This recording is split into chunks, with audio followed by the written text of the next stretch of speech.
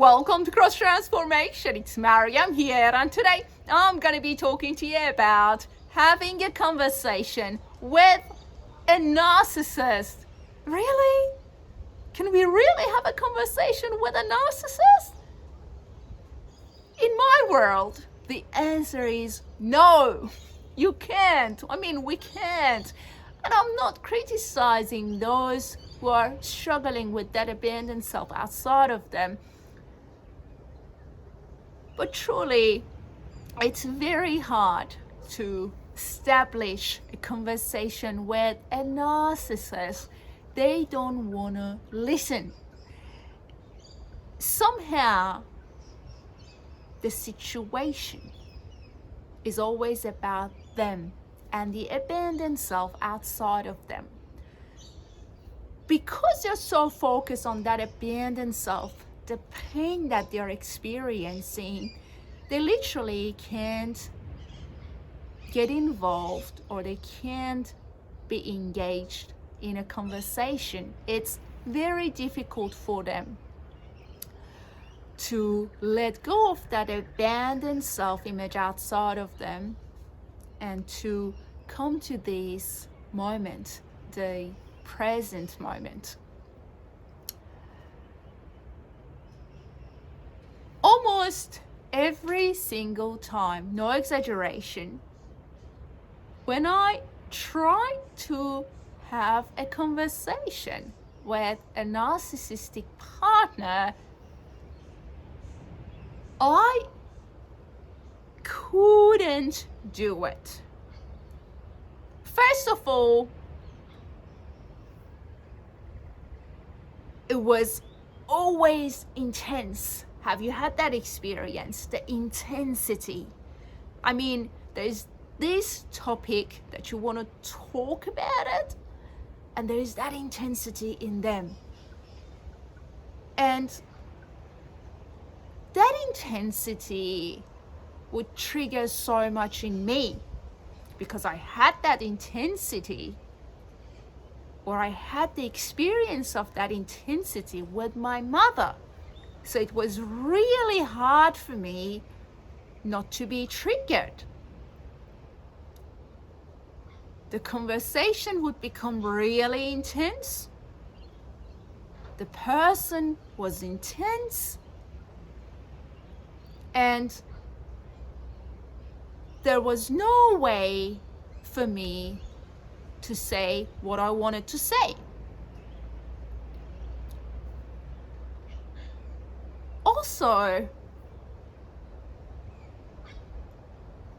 the anger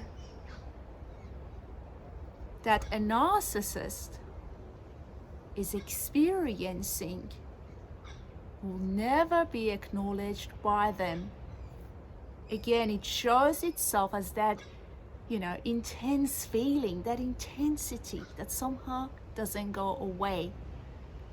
That anger that does come across as we try to talk to them is all about that abandoned self outside of them. Somehow they're expressing that anger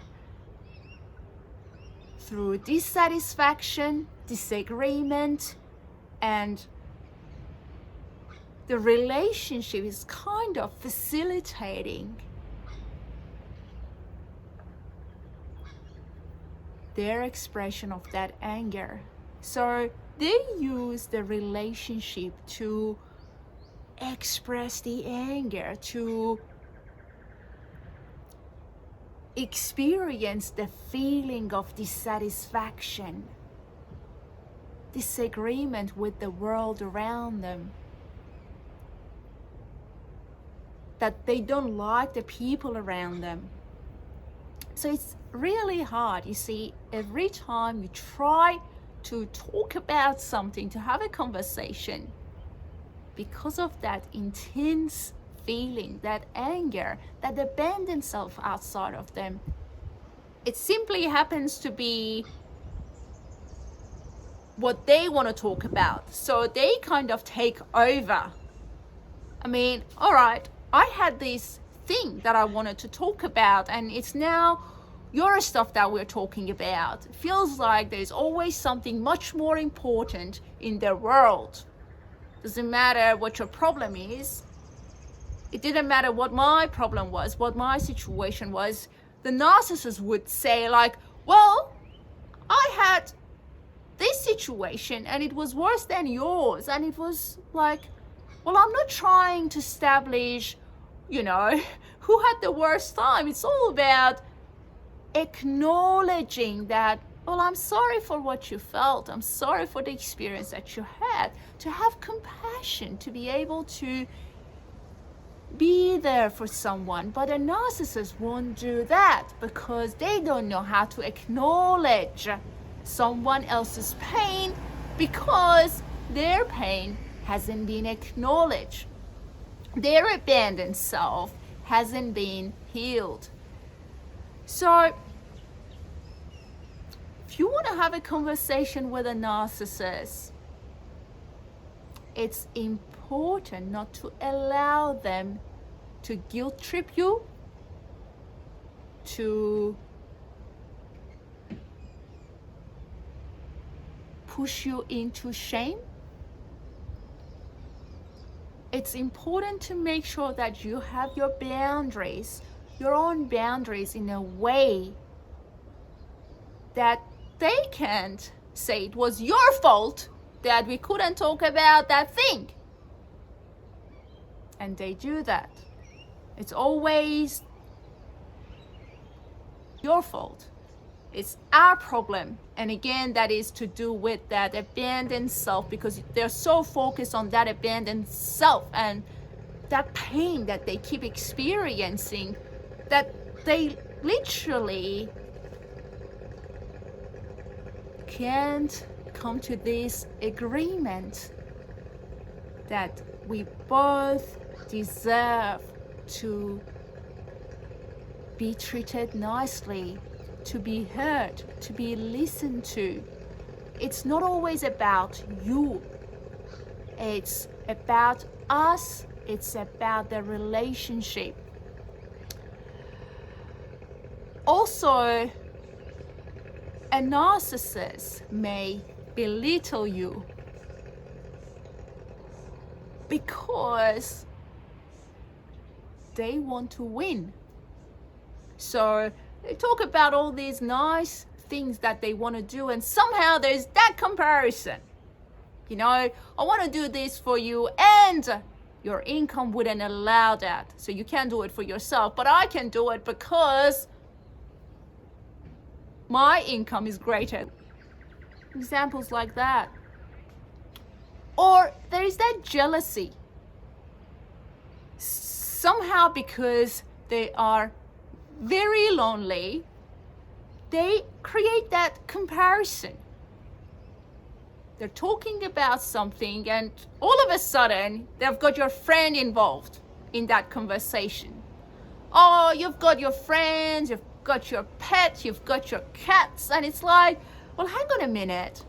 How did we end up having this conversation? I'm literally talking about us doing something. Now you're mentioning about a friend of mine, or I've got too many friends, or I've got people around me, or I'm surrounded by good quality people. And that jealousy is again their own loneliness. They're trying to express it using the relationship, using your presence.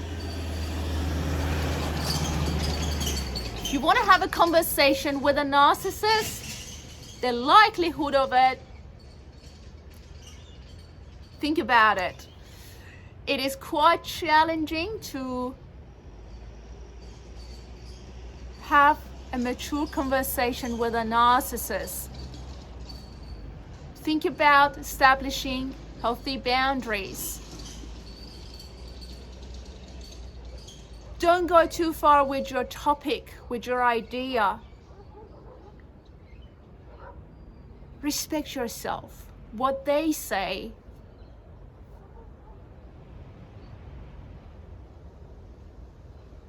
can't define you as a person. because they can't communicate, they can't have a conversation. That doesn't mean you're not good to be with. Respect your self-image. Love yourself. Don't give up on yourself. That is spirit in them keeps reminding them of that state of suffering, that abandonment. You don't take it on board. You be at peace.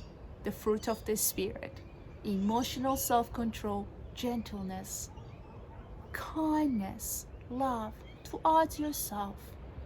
Because once we nurture these qualities toward ourselves, then the reality outside of us must reflect on those nurtured qualities.